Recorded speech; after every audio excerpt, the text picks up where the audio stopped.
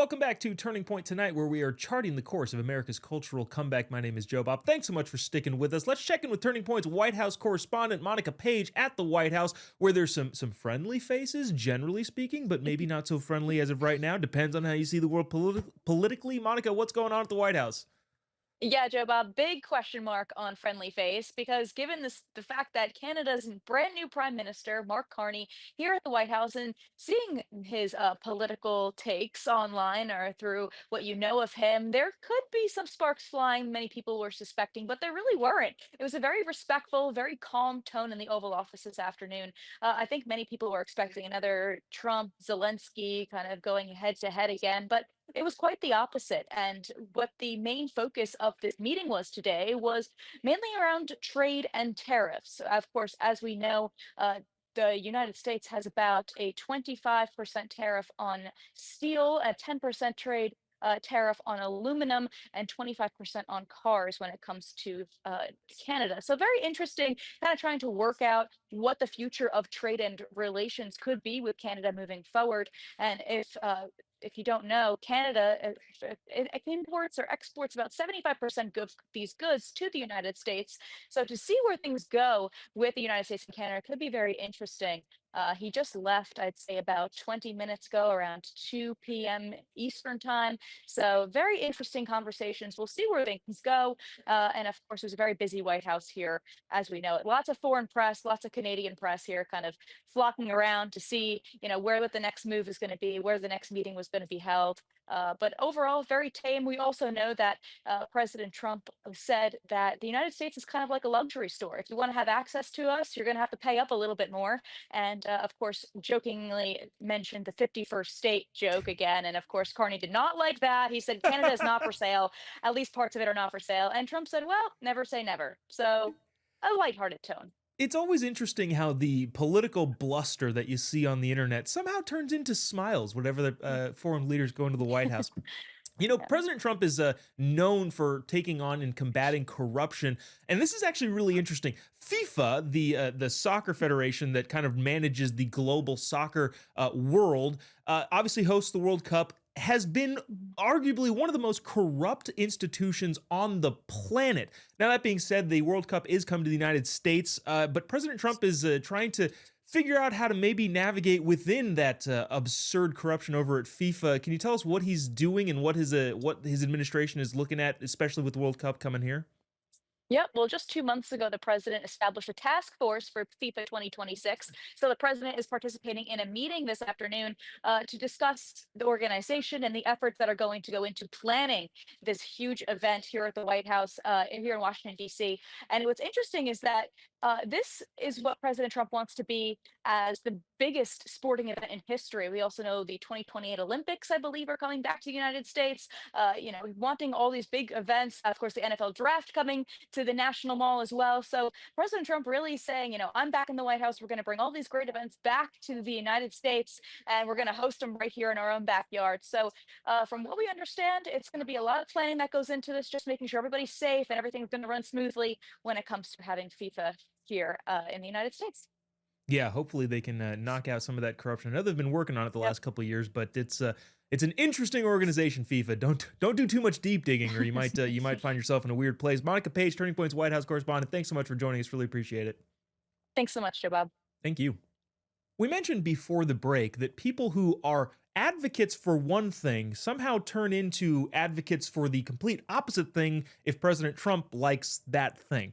We saw this. Okay, not to get into this whole thing about the Beagles and the testing facilities that happened in the Biden administration, and then Trump decided to get rid of them. All of that. If you don't know that story, I would encourage you to listen to a show that takes it more seriously than we're about to. What I want to touch on is the reporting around it. It was widely reported that a bunch of Beagles were set free because the Trump administration reversed course on a policy that didn't have the animal testing that was currently going on. Now, let's bring our panel back. Jayme and Paula are here. Guys, so this is what I think is fascinating about this story. Again, you can kind of dig into the details, and there's a bunch of nuance there, but we won't get into that as of right now.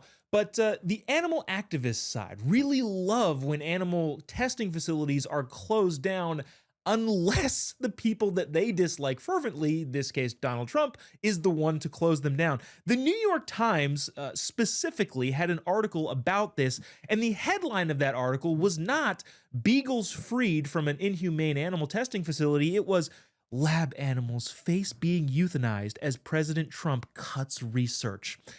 You can't win with these people. Paula, I want to start with you here. What do we have to, does President Trump actually need to cure cancer or whatever it is that the most insane thing for him to do for them to finally go, all right, he's fine? No, I will see. So Trump will cure cancer and they'll come up with an article. I can see it right now. Headline: Is cancer good? Let's talk about it. That is what they're going to do, and that's what they've always done. And it's this leftist cycle. So first it's saying something's not happening. And then once they agree that this bad thing is happening, then the cycle becomes, well, that bad thing is actually very good. And then they just flip-flop on their things. If he's done it, if he's touched it, it must be bad. Every single one of these headlines I've read from these leftist news outlets, it's negative towards President Trump. And again, I stand on this. If Donald Trump cures cancer, there will be a leftist article that comes out trying to gaslight us, saying cancer is actually good and Donald Trump has done something wrong. They would legitimately do that. And that's why nobody trusts the leftist media anymore. And honestly, let them keep going. I'm down to let them keep going, because eventually it's more and more people are going to wake up because of how ridiculous this keeps getting. Yeah, Jayme, it reminds me of the time where Joe Biden was president in his first months in office, and gas prices skyrocketed because of a bunch of the things his administration instituted in policy, and we literally saw articles saying why high gas prices are good for the country or some nonsense like that. Kind of same question here. What does President Trump, or what do conservatives overall have to do in the fantastic world in order to get some positive recognition from the libs? I mean, Trump could say, "I love oxygen," and these people would put bags over their heads. Like, that's the point we're at. I agree with Paula, though. Like, let them keep doing this, because one, it's fun to I find it a joke at this point. And like anyone who cites the New York Times anymore, I'm like, okay, I just automatically, I'm like, I'm not, conversation over, because that's not a legitimate source anymore. And yeah, they can't ever give him a win. It's ridiculous. They're just so partisan, and I really think that's part of the reason why Trump won, because people don't want this hyper partisanship all the time, and just this inability for the media to be honest about anything. And I think Trump should do one of his little AI images of him rescuing the beagles and the bunnies and all the things. People just lose their minds over that, and they'll issue some fact check at the bottom.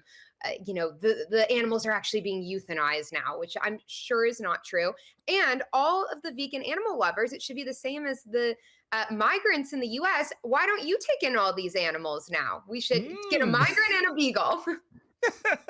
I like that it seems like both of you are coming around to my side of the aisle, which is that, hey, we should let these people talk more. We should give Jasmine Crockett a microphone as often as we can, because she makes her side look completely incompetent and stupid. Transitioning entirely into a story that could have been really, really, really bad. Lady Gaga was in Brazil to break the world record, I guess, for the biggest concert ever, which was held by Madonna. 2.5 million people were set to come to this Lady Gaga concert. Now, thankfully, before the concert took place, Brazilian authorities arrested this 44-year-old dude who was planning on planting bombs and throwing Molotov cocktails and trying to kill a bunch of people at the concert.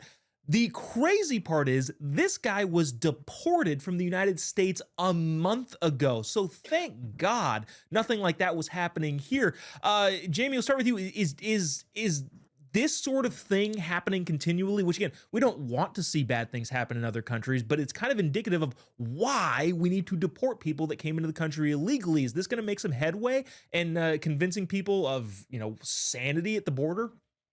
I mean, Trump said it best. He said a lot of these countries are not sending their best. And truthfully, I'm not saying, I would never say that about, I think there are people who come to our country and legitimately want a better America, but I would say go through the proper channels and go through the proper process, just as my parents did to come to the US.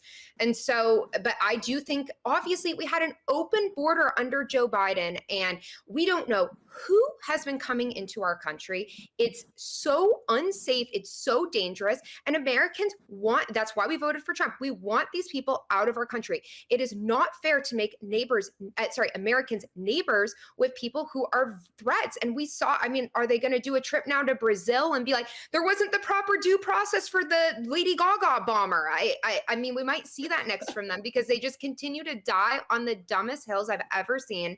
And this is overwhelmingly popular and good on Secretary Noem, good on President Trump. Thank gosh we're getting these people out of this country. And I think Americans are so thankful for it.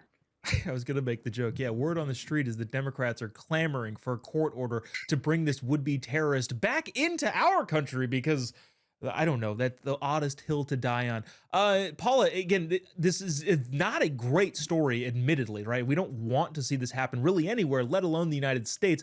But, you know, how many of these people might be out there, considering the 20 million possibly that came in under the previous administration?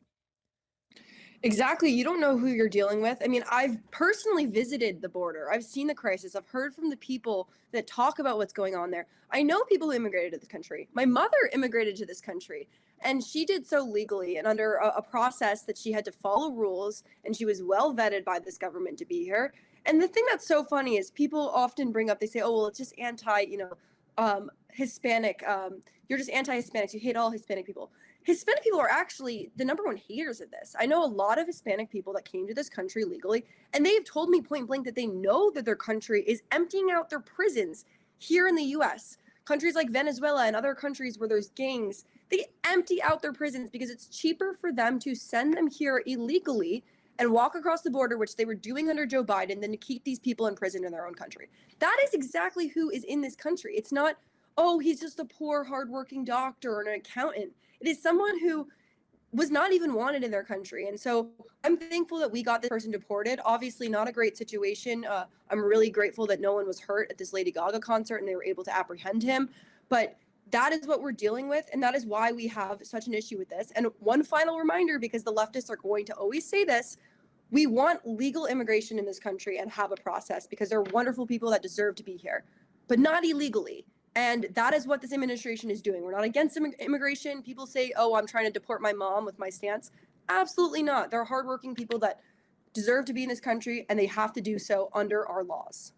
Yeah, and it is interesting that the left continues to conflate the language of, oh, they're just migrants, whether or not they're legally or illegally. Also interesting that this panel is entirely kids of immigrants, which is great. I wonder if the left is okay with that, with us having conservative values. Don't tell them. Paula, Jayme, thank you guys so much for joining us. Really appreciate you taking the time. We'll have you back as soon as we can. Of course. Thank you, Jobob. Thank you. Coming up next on Turning Point tonight, a great clip from Alex Clark's Culture Apothecary podcast. Don't go away. We'll be right back after the break.